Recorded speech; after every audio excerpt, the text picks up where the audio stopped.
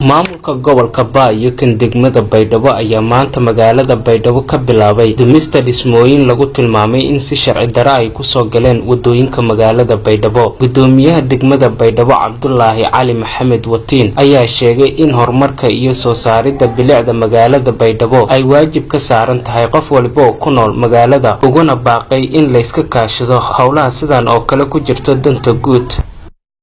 Siisin baragaytan magaalada Baydhabo sanooyinkii lama sanadka dambeeyay wadooyinka iyo meel kasta may buuhaya ku socdeen margeekana may dhisayeen wado oo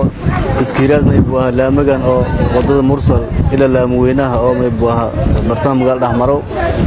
iyo wado oo may buuha iskiira may buuhaya ayaan tan dhismo ku socday marka dartiya guryaal badan may buuha galeen may buuha ya in la burburiyo habati meterkii hagali marka guryaal may buuha in la burburiyo may buuha antum roogna burburkuna bilowday may dadka ma sheegan hada in may buuha awaamirta maamulka iyo hoggaansamaan waa wado oo bidaha mar may buuha faa'iido badan may buuha ya ka jirta madamay guriga wado fayl qurux badan kin hormaraas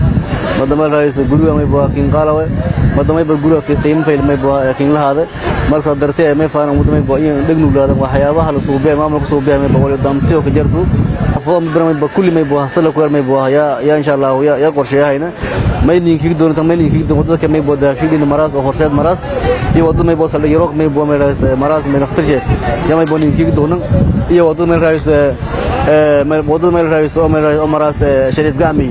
ya insha Allah may yarjay may buuha kulli mashaariic ku qabada marka waa mashaariic gudoomiye ku-xigeenka gobolka Baay ahna kusimaha gudoomiyaha gobolka Yunis Aadan ayaa ugu dambeyntii tilmaamay in maamulku dumin doono dhismo waliba oo soo dhaxgasho wadooyinka dayactirka ku socda, isagoo sheegay in ay muhiim tahay in bulshadu ay ka qayb qaataan howlaha ay wadaan maamulka gobolka iyo kan degmada.